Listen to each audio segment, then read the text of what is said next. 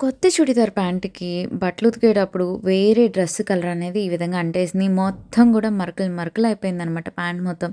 సరే ఇంకెలాగో ఆ డ్రెస్ మీదకి పనికిరాదు కదా! కనీసం వేరే డ్రెస్ మీదకైనా పనికొచ్చేలాగా కలర్ వేద్దాము అని చెప్పేసి డైయింగ్ వేస్తున్నాను. ఇవాళ ఫ్యాబ్రిక్ డైయింగ్ ఎలా చేసుకోవాలో చూపిస్తాను. హలో అందరికీ welcome back to our channel. And అలాగే నేనిక్కడ ఈ విధంగా కలర్స్ వేయడానికి యూజ్ చేసింది కదం పక్క కలర్స్. మీకు కూడా ఇలాగే డ్రెస్సెస్‌కి మరకలైనా, లేదు అంటే ఏదైనా వైట్ క్లాత్‌లకి మీరు కూడా క్రియేటివ్‌గా కలరింగ్ చేసుకోవాలి అన్నా ఈ కలర్స్‌ని యూజ్ చేసుకోవచ్చు. అండ్ నేను ఈ కలర్స్ అన్నీ కూడా ఫ్లిప్‌కార్ట్‌లో ఆన్‌లైన్‌లో ఆర్డర్ పెట్టుకున్నాను. ఒక ప్యాక్‌లో 16 కలర్స్ వచ్చాయి. 10 డై ఫిక్సెస్ వచ్చాయి. అండ్ ఇది కూడా అనమాట. ఇది ఆఫ్రాన్ లాగా మనం కలరింగ్ చేసేటప్పుడు మన డ్రెస్‌లకి ఏది అంటుకోకుండా ఇచ్చారు. అండ్ అలాగే గ్లౌజెస్ కూడా వచ్చినాయి దీంతో పాటు. ఇవన్నీ నేను ఫ్లిప్‌కార్ట్‌లోనే ఆర్డర్ పెట్టా. నేను ఆర్డర్ చేసిన టైంలో 370నో, 380కో ఈ ప్యాక్ మొత్తం వచ్చింది.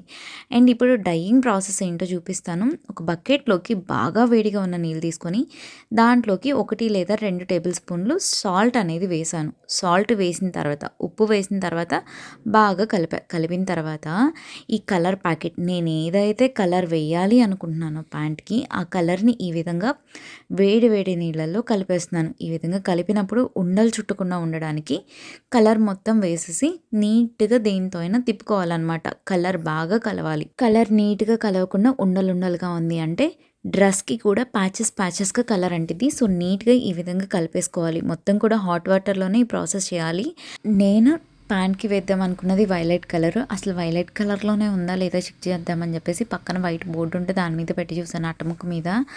అండ్ నాకు ఇలాంటి క్రియేటివ్‌గా చేసే పనులంటే భలే ఇంట్రెస్ట్ ఎక్కువ. ఎంత హ్యాపీగా ఉందో టైయింగ్ చేసేటప్పుడు. ఆహ్, అంటే కొత్త పని కదా!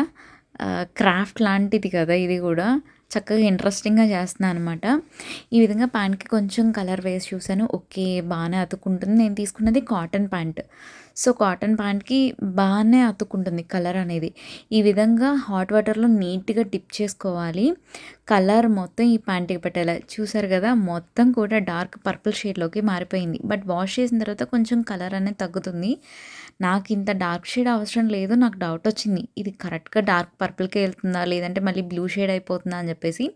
సో, ఈ విధంగా కలర్ వాటర్‌లో కొంచెం సేపు ఆ ప్యాంట్‌ని ఒక 20 మినిట్స్ వరకు డిప్ చేసి ఉంచాలి. అలా తడిపి పెట్టేసిన తర్వాత ఇంకొక బకెట్‌లో కొంచెం వాటర్ తీసుకొని డై ఫిక్సర్ అనేది కలుపుతున్నా అనమాట.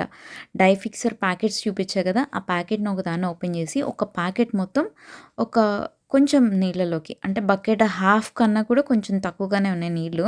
అంటే ప్యాంట్ డిప్ చేస్తే సరిపోయేంత నీళ్ళలోకి ఈ విధంగా డై ఫిక్సర్ కూడా కలిపి పక్కన పెట్టుకున్న. ఒక 20 మినిట్స్ తర్వాత ఈ విధంగా ప్యాంట్‌ని తీసానమాట.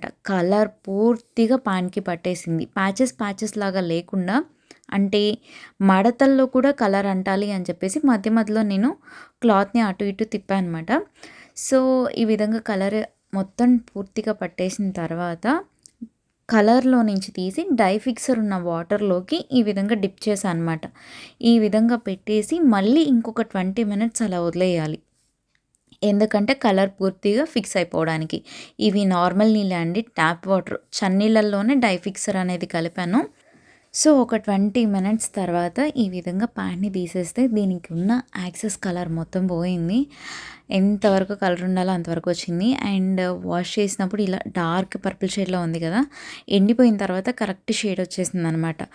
ఇది లైట్ షేడ్ ఎలా వేసుకోవాలి, డార్క్ షేడ్ ఎలా వేసుకోవాలి అనేది నాకైతే తెలీదు. కానీ మరకలు అయిపోయి అసలు దేనికి పనికిరాదురా అనుకున్న ప్యాంట్ అయితే వేరే డ్రెస్ మీదకైనా పనికొచ్చేలాగా తయారైంది.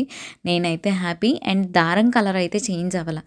అదెందుకో నాకు తెలీదు. బికాజ్ కొన్ని డైబుల్ ఫ్యాబ్రిక్స్ అంటారు. మరి అది డైబుల్‌లో కాదో గూడా నాకు తెలీదు.